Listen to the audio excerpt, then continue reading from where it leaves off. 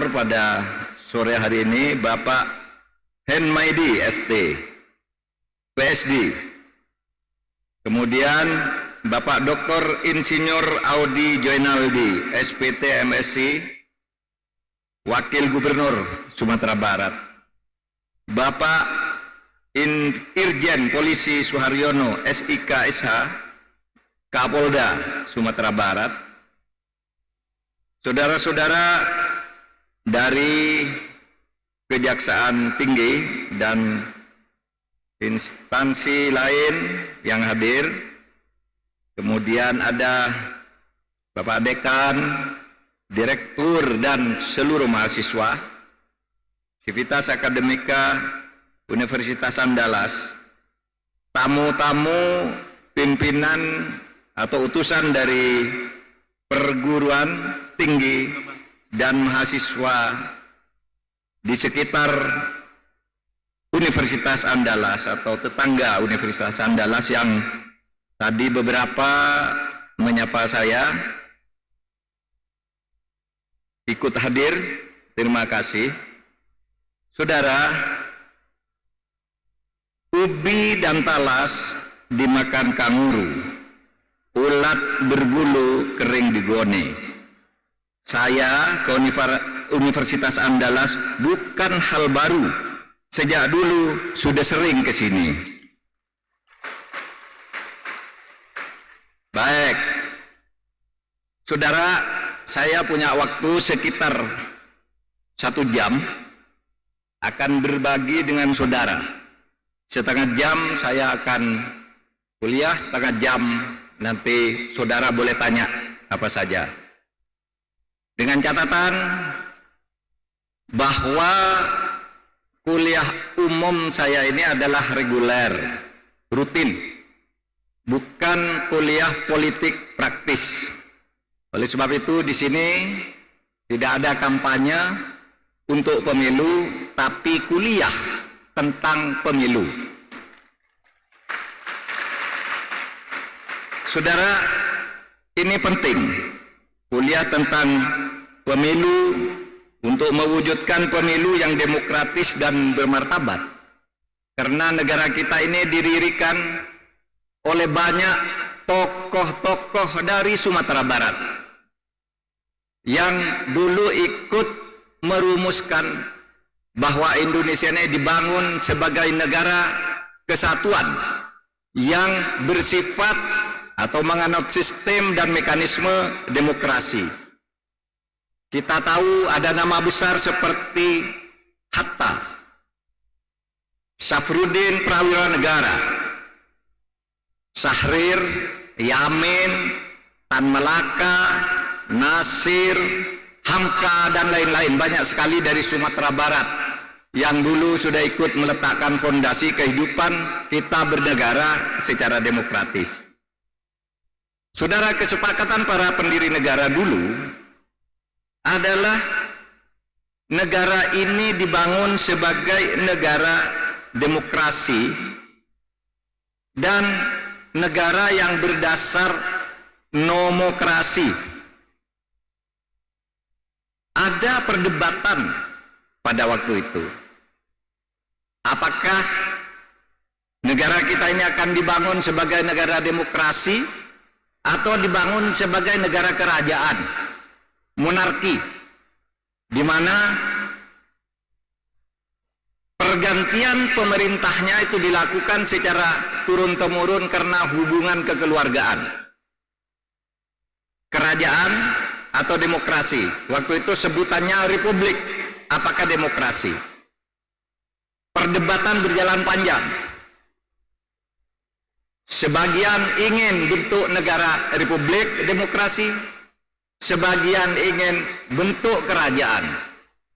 Ketika perdebatan berlarut-larut, seorang tokoh dari Sumatera Barat, namanya Muhammad Yamin, mengajukan usul kepada sidang. Beliau mengatakan, daripada kita berdebat tidak ada habis-habisnya, mari sekarang di-stem saja. Apakah negara Indonesia ini akan dibangun sebagai negara demokrasi atau kerajaan. Dari 62 anggota Badan Penyelidik Usaha-Usaha Persiapan Kemerdekaan Indonesia atau Badan Pendiri Negara, dari 62 orang itu 55 orang memilih bentuk Republik Demokrasi, 6 orang memilih bentuk kerajaan, 1 orang memilih abstain. Demikianlah pada sidang tanggal 10 Juli tahun 1945 Indonesia dibangun sebagai negara demokrasi. Saudara, ada adagium. Demokrasi itu hanya akan berjalan baik kalau didampingi oleh nomokrasi. Demokrasi itu adalah kedaulatan rakyat, nomokrasi itu adalah kedaulatan hukum. Demokrasi tanpa kedaulatan hukum bisa liar, karena setiap orang bisa merasa benar sendiri dan membuat keputusan-keputusan sendiri yang membahayakan masyarakat karena kekuatan, baik kekuatan fisik maupun kekuatan uang. Tetapi nomokrasi, negara hukum, kalau tidak didukung oleh proses yang demokratis, itu bisa juga sewenang-wenang. Hukumnya menjadi elitis. Oleh sebab itu para pendiri negara sejak awal mengatakan, yang kemudian sekarang dimasukkan di dalam pasal 1 ayat 2 dan 3 Undang-Undang Dasar kita, dikatakan bahwa negara Indonesia adalah negara kesatuan republik, kesatuan yang berbentuk republik, kedaulatan berada di tangan rakyat dan dilakukan berdasar undang-undang dasar. Itu artinya kedaulatan di tangan rakyat itu demokrasi, dilaksanakan menurut undang-undang dasar itu artinya nomokrasi, karena undang-undang dasar itu ibu dari semua hukum yang ada di suatu negara. Lalu di pasal 3 atau di ayat 3 disebutkan Indonesia adalah negara hukum. Jadi demokrasi dan nomokrasi. Saudara, kita bicara pemilu. Pemilu adalah bentuk atau ekspresi atau mekanisme yang paling nyata dan bisa dilihat dan dilakukan oleh rakyat di dalam negara demokrasi. Oleh sebab itu, maka kita menggariskan karena pemilu itu adalah penggunaan hak rakyat yang paling mendasar, maka pemilu itu harus dilakukan secara bermartabat, yaitu demokratis. Demokratis itu artinya setiap rakyat diberi kesempatan untuk menyampaikan atau mengajukan atau menentukan pilihannya. Pemerintah dan penyelenggara harus jujur dan adil. Begitu juga para peserta pemilihan umum. Artinya kita semua harus bersikap sportif. Dengan demikian, pemilu yang bermartabat itu adalah pemilu yang harus sesuai dengan nilai-nilai yang kita anut sebagai bangsa, dengan etika dan dengan aturan hukum. Jadi ada nilai, ini pemilu bermartabatnya, ada nilai yang kita anut, kemudian ada etika, kemudian ada norma atau aturan hukum. Saudara sekalian, memperjuangkan nilai,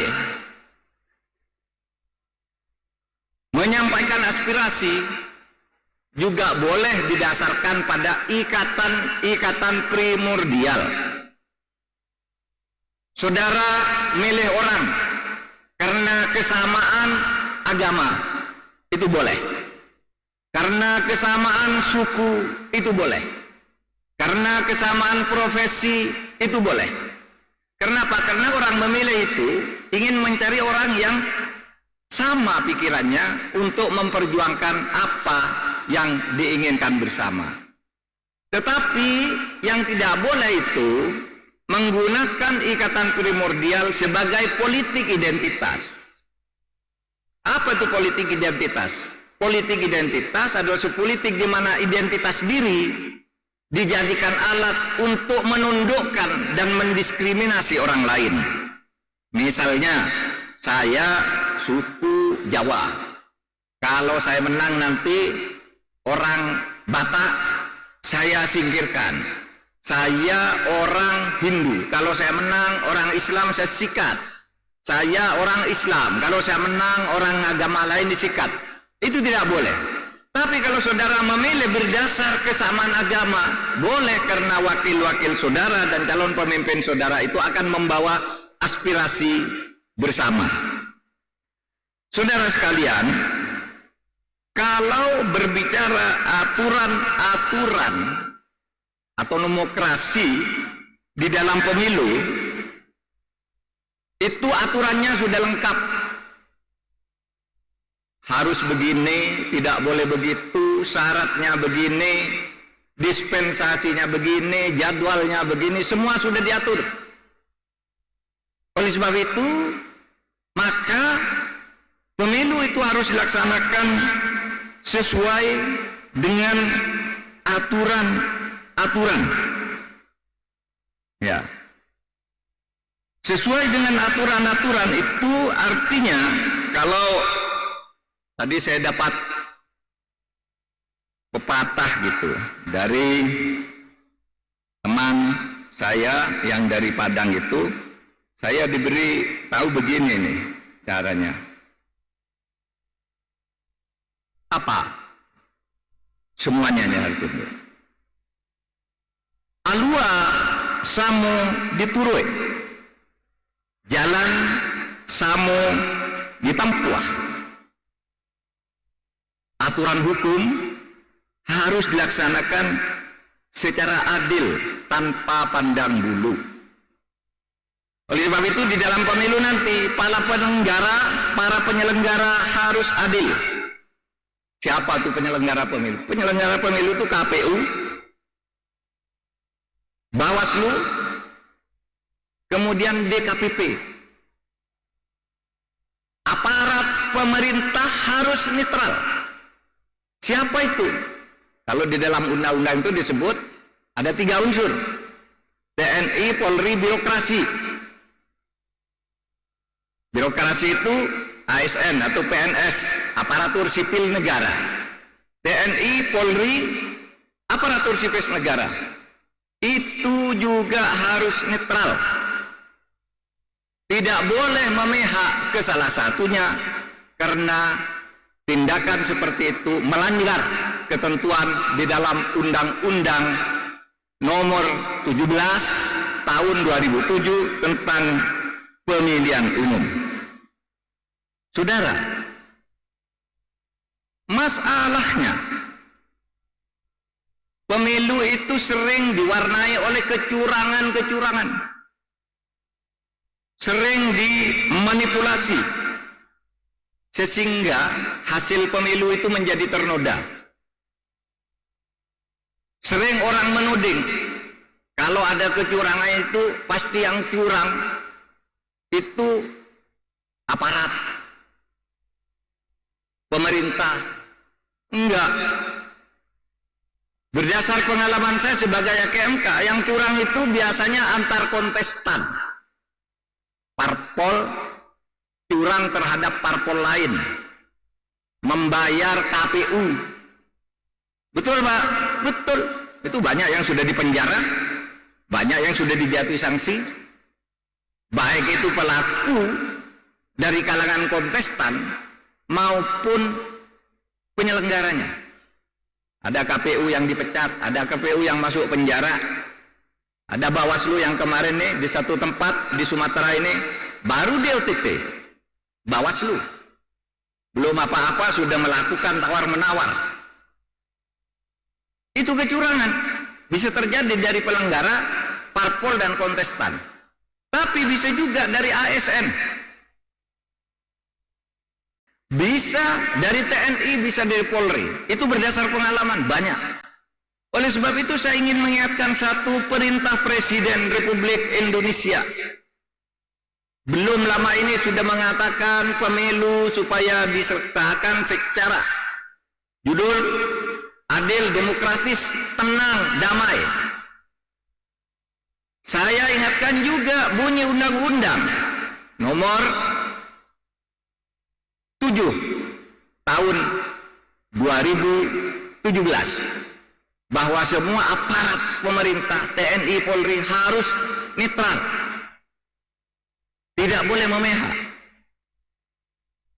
Itu yang diatur di dalam undang-undang. Saya ingatkan juga bahwa Kapolri juga sudah membuat surat edaran dan memerintahkan agar seluruh jajaran Polri itu netral.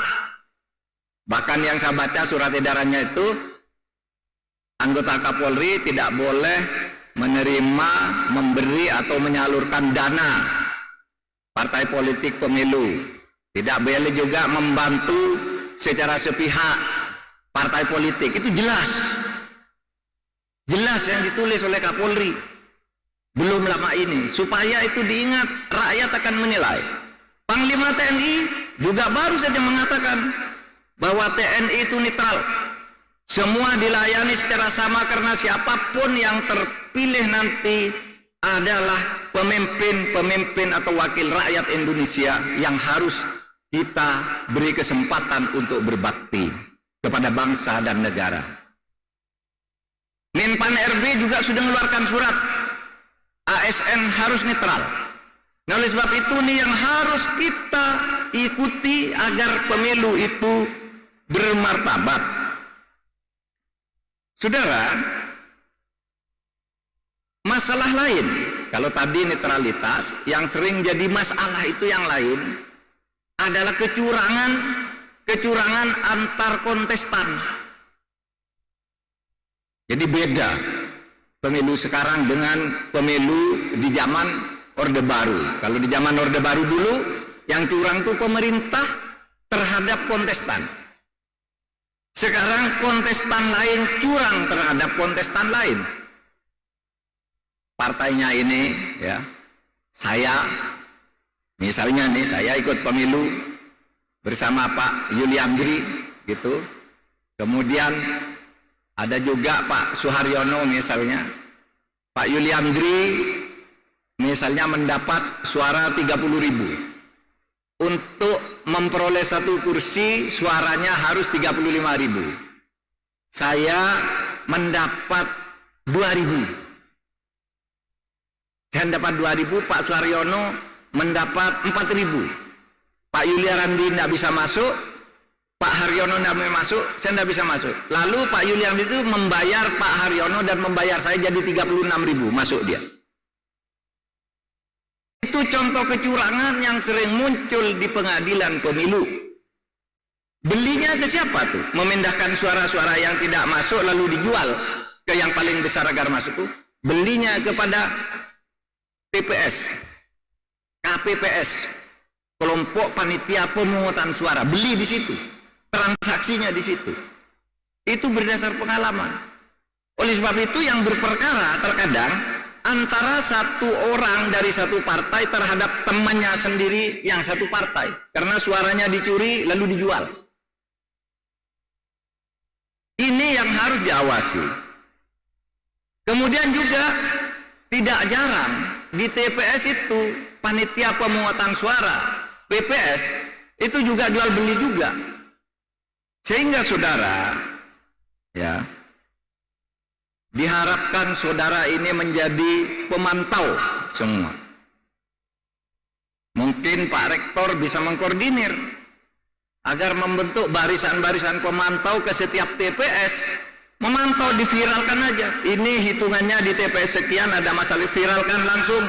Nanti akan disediakan di pusat perhitungan yang netral. Laporan nih, laporan yang datang dari masyarakat ini. Sekarang kok di kecamatan berubah, kok di kabupaten berubah? Di mana ini masalahnya? Akan ketahuan. Saudara, bukan hanya itu. Kalau cara penghitungan mungkin lebih gampang dikontrol seperti itu. Misalnya Pak Rektor nyediakan 100 HP, udah kamu ke 100 TPS, nanti perhitungannya dijepret, potret, divideokan, hasilnya terakhir bagaimana, kirim ke pusat penghimpun data netral di Jakarta. Itu gampang kalau cuma begitu. Tetapi proses menuju pencoblosan itu juga harus dikawal, bukan hanya di TPS. Karena terkadang kecurangan terjadi di sini, di proses-proses menuju tanggal pencoblosan. Saudara, ini semua saya katakan agar pemilu kita itu bermartabat. Nah, saudara sekalian, hal lain yang terakhir ini adalah banyaknya hoax. Hoax itu berita bohong. Berita bohong itu fitnah.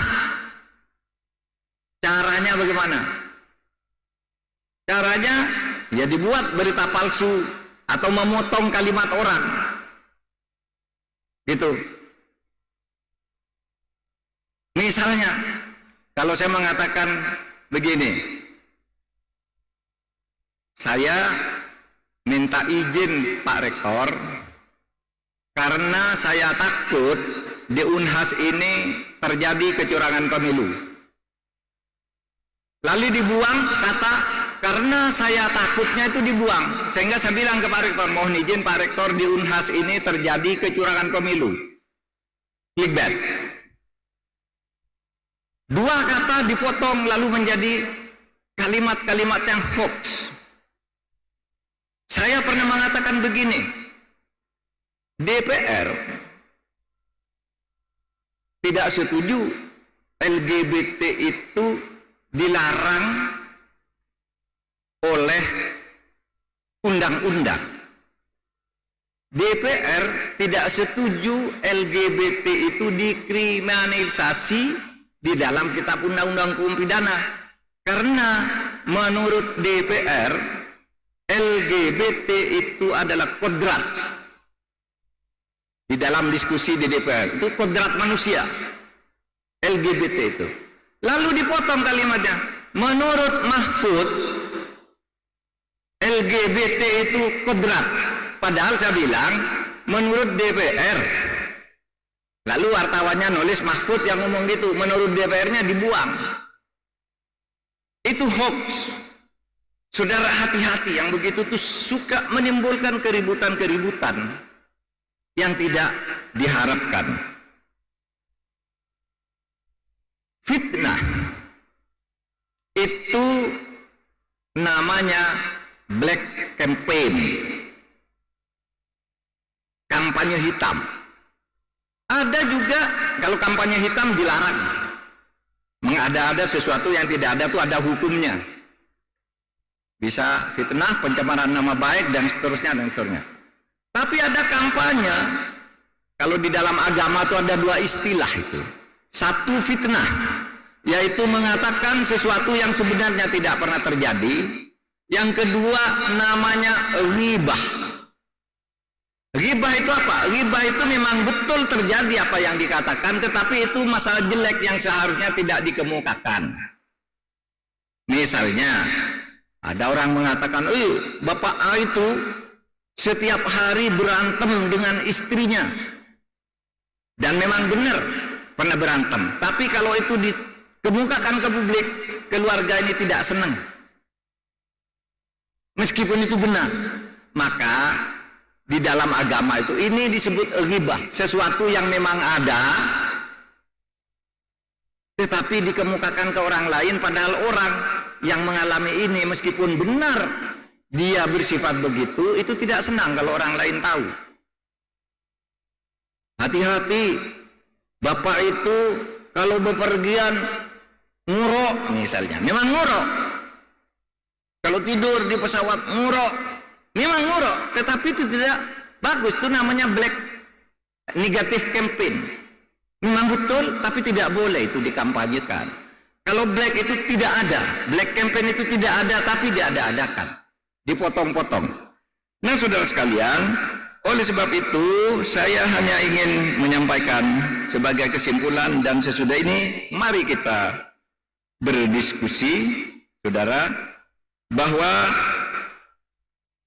khusus untuk para mahasiswa dan kita semua yang hadir sini, mari kita kampanyekan pemilu ini agar setiap warga negara yang mempunyai hak untuk memilih,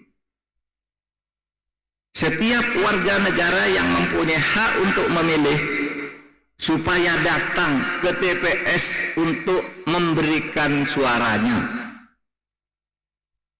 Jangan berpikir, Pak, Bu, calonnya tidak ada yang bagus, untuk apa saya milih?